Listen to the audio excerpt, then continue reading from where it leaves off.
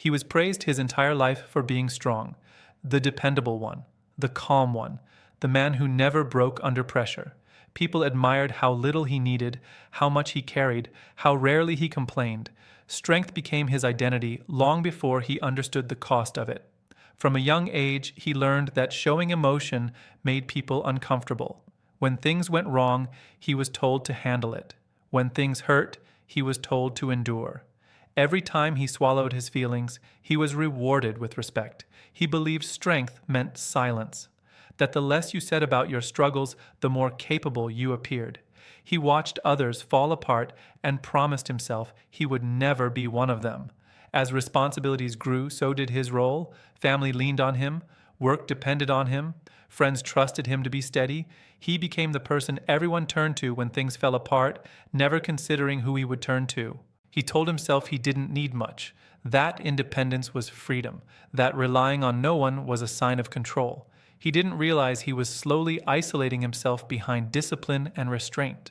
When life became overwhelming, he didn't ask for help. He adjusted, worked harder, slept less, pushed through. He took pride in surviving without support, unaware that survival was becoming his entire definition of living. People admired his composure during difficult times. They called him resilient. They said they didn't know how he did it. He smiled politely, never admitting that holding everything together was exhausting him. He rarely spoke about fear or doubt or loneliness. Those things felt like weaknesses he couldn't afford. He believed strength meant carrying weight without letting it show. Over time, something inside him began to harden. Not anger, not bitterness, just numbness. Emotions that once surfaced naturally now felt distant, muted, inconvenient. He stopped noticing when he was overwhelmed. Stress became normal. Tension became background noise. He learned to function through discomfort without acknowledging it. The people closest to him assumed he was fine. After all, he always was. He never gave them a reason to think otherwise. His silence reassured them, even as it cost him deeply. He didn't realize how much he avoided vulnerability until someone asked him how he was doing, and he genuinely didn't know how to answer. The question felt unfamiliar, almost intrusive. He began to feel disconnected from others, though he couldn't explain why. Conversations stayed on the surface. Relationships felt functional but distant. He didn't know how to let people closer without losing control. Being strong had trained him to manage everything alone. Even joy felt private. Even pain felt solitary. He had built a life where nothing leaked out. There were nights he lay awake feeling an unnamed weight pressing on his chest. Not sadness exactly, not anxiety, just a heaviness that came from never setting anything down. He realized he had become reliable but unreachable, present but closed, always available to others, rarely available to himself. Strength had helped him survive many storms, but it had also kept him from asking whether survival was enough. He had spent so long being the strong one that he didn't know who he was without that role. Letting go of it felt dangerous, like removing armor in the middle of battle. No one had ever warned him that strength, when carried too long, can quietly turn into isolation. That resilience without release can hollow a person out. And somewhere along the way, without a single dramatic moment, he began to understand that the very thing he was praised for might be the thing slowly costing him connection, softness, and himself. Over time, the cracks began to show in ways he didn't expect. Not as breakdowns or visible failures, but as distance from people, from himself, from the parts of life that once felt alive. He noticed how uncomfortable he felt when others expressed emotion around him. Tears made him tense. Vulnerability felt awkward. He had spent so long containing himself that he no longer knew how to sit with openness, his own or anyone else's.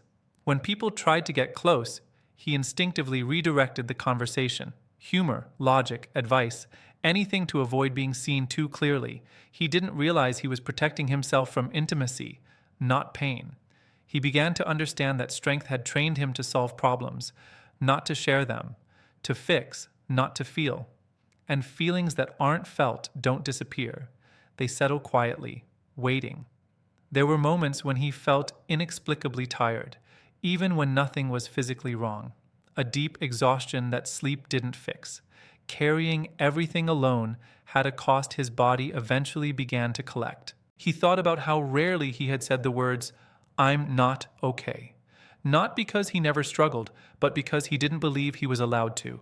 Strength had rules, and one of them was silence. He realized that people rarely checked on him emotionally because he never showed signs of needing it. His composure sent a clear message: "Don't worry about me." That message had worked too well. Over the years, his relationships became efficient, functional, respectful, but something essential was missing. There was care, but not closeness, reliability, but not warmth. He noticed how often others described him using the same words: strong, steady, dependable. No one ever said soft, or open, or deeply known. That absence began to bother him. There were conversations he longed to have but didn't know how to start. How do you explain years of quiet wait without sounding weak? How do you ask for understanding when you've trained everyone not to offer it? He began to see that strength had become a shield. It kept him capable, but it also kept him alone. Armor protects, but it also blocks touch. He reflected on how many times he had encouraged others to open up while never doing so himself. He was generous with support, but stingy with honesty. He had mistaken emotional control for emotional health. As long as nothing spilled, he believed everything was fine. Now he understood that containment isn't the same as balance. There were days he felt invisible in rooms full of people. Present, respected, but unseen. Being strong had made him useful, not known. He realized how rarely he had allowed himself to need anyone. Needing felt like failure. Dependence felt dangerous, but independence taken too far had become its own kind of prison. He thought about how many people might have been willing to carry some of the weight if he had only let them. He never gave them the chance. The strongest moments of his life, he now saw, weren't the ones where he endured silently, but the rare times he allowed himself to be honest, even briefly. He began to wonder what strength would look like if it included softness, if it allowed rest, if it made room for being held instead of always holding everything together. Letting go of the strong one identity felt terrifying. It had defined him for so long. Without it, he wasn't sure who he would be or if people would still stay. But beneath the fear, there was something else, a quiet relief at the idea of not having to carry everything anymore. For the first time, he questioned whether being strong had always been a choice, or a habit formed in response to never feeling safe enough to be vulnerable. And as that question lingered, he began to sense that real strength might not be about how much you can endure alone, but how willing you are to finally let someone else see the weight you've been carrying. He started noticing moments when the old instinct to be strong kicked in automatically: a difficult conversation, an uncomfortable feeling, a moment where honesty hovered just beneath the surface.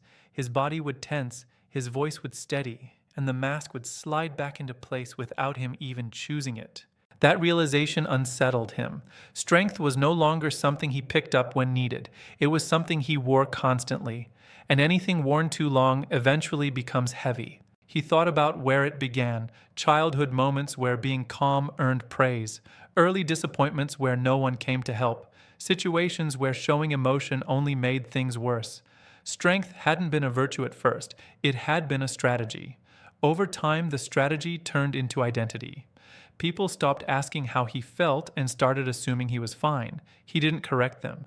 Being low maintenance felt safer than being honest. He noticed how quickly he minimized his own pain when it surfaced. Others have it worse. It's not a big deal. I'll handle it. Those phrases came easily, practiced over decades, but handling everything alone had consequences. He struggled to rest without guilt. Relaxation felt undeserved. Even peace felt temporary, like something he had to earn through endurance. He realized how often he had confused control with safety. As long as he stayed composed, nothing could fall apart. What he didn't see was that control also kept joy at a distance. Moments of happiness were brief, muted. He enjoyed them quietly, cautiously, as if fully leaning into joy might make the eventual loss unbearable. Strength had taught him to brace for impact, even when nothing was wrong. He saw how this affected his relationships. People came to him with their problems, their fears, their breakdowns. He listened, he supported, but he never invited them into his inner world. That imbalance created distance. He was trusted, but not truly known. Respected, but not deeply connected. The strong one often stands in the center, yet feels strangely alone. There were times he longed for someone to notice his exhaustion without him having to say a word, to insist that he rest, to ask him what he needed. But he realized he had trained everyone not to look for those signs. He had become excellent at being composed in moments that should have broken him. Funerals, endings, losses. People admired how well he held up. No one saw what that composure cost him afterward. The truth was, he didn't know how to fall apart anymore. Even when he needed to, the habit of strength tightened around him like a reflex. He began to understand that being strong had protected him from pain, but it had also protected him from comfort, from being held, from being met in his weakness. That understanding didn't come with immediate change. Habits built over a lifetime don't dissolve quickly, but awareness had cracked something open. He started allowing small moments of honesty, not dramatic confessions, just simple truths. I'm tired. This is hard. I don't have an answer right now. Each one felt risky, but relieving. He noticed how people responded differently when he let the armor slip, even slightly. Conversations slowed, eye contact lingered. Something softened in the space between them. He realized that strength didn't have to disappear. It just needed balance. Endurance without release had nearly emptied him, but endurance paired with openness felt different, lighter. For the first time, he wasn't trying to redefine himself all at once. He was simply paying attention to the moments where he could choose connection instead of control. And though he didn't yet know what this new version of strength would look like, he knew one thing with certainty. Carrying everything alone was no longer something he wanted to be praised for. He began to test that choice in quiet, ordinary moments, not in dramatic confessions or emotional breakdowns, but in the small spaces where honesty usually went missing. A pause before saying, "I'm fine," a breath before changing the subject, a decision to stay instead of retreat. It felt unfamiliar, almost awkward, to let someone see uncertainty in him. His voice didn't sound weaker, just different, less controlled, more human. That difference unsettled him at first, but it also brought a strange sense of relief. He noticed how often he had used strength as a way to stay needed. When you're the one who never falls apart, people rely on you. But reliance, he realized, isn't the same as closeness. It creates roles, not intimacy. There were moments when the old fear resurfaced. The fear that if he stopped being strong, he would become a burden. That people would pull away. That respect would disappear. Those fears had kept him locked in place for years. But something unexpected happened when he allowed a crack to show. People didn't step back. They leaned in, not to fix him, not to judge him, but to meet him where he was. That response challenged everything he believed about strength. He began to see that his silence had often robbed others of the chance to care for him. By never sharing his weight, he had unknowingly denied them the experience of showing up for him. The realization was humbling. He had thought he was protecting others by carrying everything alone. In truth, he had been protecting himself from vulnerability. He reflected on how many times he had admired strength in others when it looked like honesty, not endurance. How moved he felt when someone admitted fear or doubt. He had respected that openness in others, yet denied it in himself. He started to question the stories he told himself about what it meant to be dependable. Dependable didn't have to mean invulnerable. Reliable didn't have to mean unreachable. Those distinctions felt important now. There were days when he slipped back into old patterns, when stress rose and the armor snapped into place without warning. He didn't judge himself for it. He simply noticed. Awareness, he was learning, mattered more than perfection. He realized that being strong for too long doesn't break you all at once. It wears you down quietly, convincing you that loneliness is the price of competence. He had spent years believing that if he just held on a little longer, things would get easier. Now he saw that ease doesn't come from holding tighter. It comes from letting go of the need to do everything alone. The strongest moments of his recent life weren't the ones where he pushed through discomfort.